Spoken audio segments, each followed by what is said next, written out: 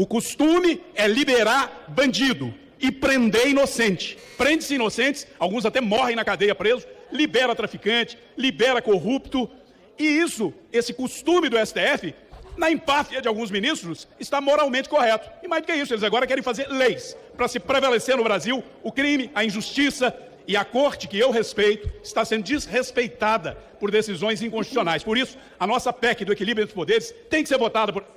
Para concluir, presidente, para botar um ponto final nessa ditadura do judiciário. Figuras do dia 8, que nunca tiveram um antecedente criminal, presas indefinidamente sem o direito da defesa. Isso é um absurdo.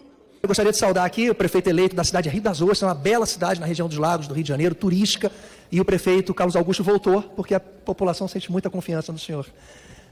Presidente Maria do Rosário, aproveitando hoje o anúncio do presidente Arthur Lira na formação de uma comissão especial para debater o PL da anistia, eu gostaria de lembrar que a lei da anistia completou 45 anos. Lei da anistia que foi sancionada pelo presidente Figueiredo. Ela abraçou e permitiu que brasileiros que pegaram em armas, que mataram, que explodiram carros, tivessem o seu ingresso e a sua liberdade no Brasil.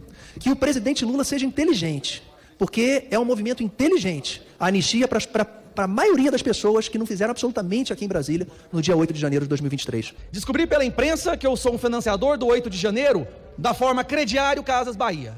Aparentemente eu financiei o 8 de janeiro, caros colegas, 3 meses depois do 8 de janeiro. Assim, aí saíram da criatividade e foram para a insanidade. Passou de todos os limites possíveis, todos. Agora, Polícia Federal na minha casa, porque eu financiei o 8 de janeiro antes de ser deputado, com cota parlamentar.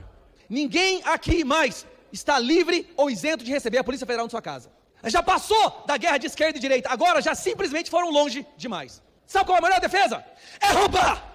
É roubar muito! É ser corrupto! É enfiar a mão no dinheiro público! Então eu peço para os meus colegas petistas, por favor, me passem o telefone do Zé Disseu. Eu vou ter que aprender com ele. O procedimento que vinha avançando para a análise e aprovação do projeto de lei que concederia anistia aos presos políticos do 8 de janeiro foi retirado da sua tramitação normal e encaminhado para uma comissão especial. Veja, não se trata aqui de usá-lo como moeda de troca para a sucessão na Câmara dos Deputados. É uma matéria de extrema importância e de justiça.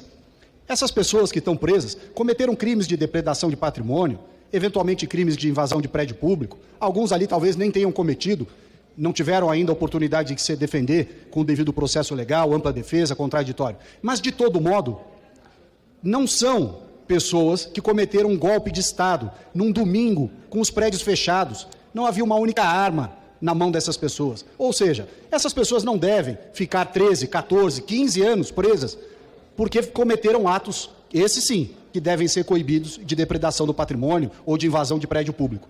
Esta medida da anistia, portanto, senhor presidente, é uma medida de justiça e de apaziguamento do país. Tudo que nós não estamos assistindo neste momento no Brasil é o amor, é a reconciliação, é a pacificação. Muito antes, pelo contrário.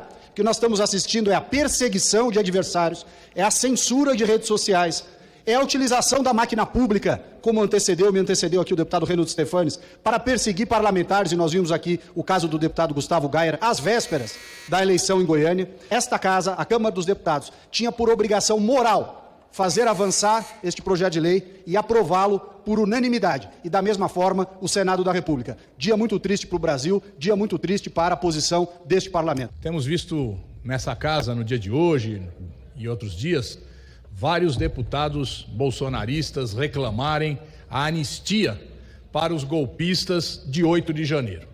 Ora, essas pessoas que se envolveram naqueles atos de invasão do prédio do Congresso Nacional, do Supremo Tribunal Federal e do Palácio do Planalto, evidentemente tinham um objetivo, que era impedir o governo Lula de se instalar. Foi um ato que envolveu milhares de pessoas.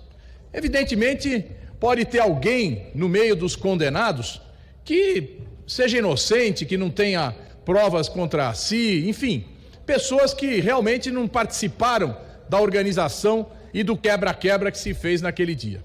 Mas o fato é que a grande maioria promoveu aquele tipo de movimento. E o objetivo era esse, era impedir a democracia de se efetivar em nosso país. Ora, não existe outra pena a não ser a condenação à prisão. Aqueles que se julgam injustiçados devem pedir a revisão das suas penas e não uma anistia. Porque, no fundo, essa anistia que se propõe não é para esses que participaram desses atos, mas sim quer se preparar uma anistia para aqueles que realmente tentaram envolver as Forças Armadas numa tentativa de golpe no nosso país. E quem são esses? O ex-presidente Bolsonaro, que foi para os Estados Unidos esperar que o golpe fosse efetivado. O general Braga Neto, que ia todo santo dia visitar os acampamentos na frente dos quartéis. O general Heleno, o general Paulo Sérgio, que fez de tudo para contestar as urnas eletrônicas. Esses sim, os verdadeiros golpistas, aqueles que tramaram o golpe. E com isso, queriam impedir a democracia em nosso país.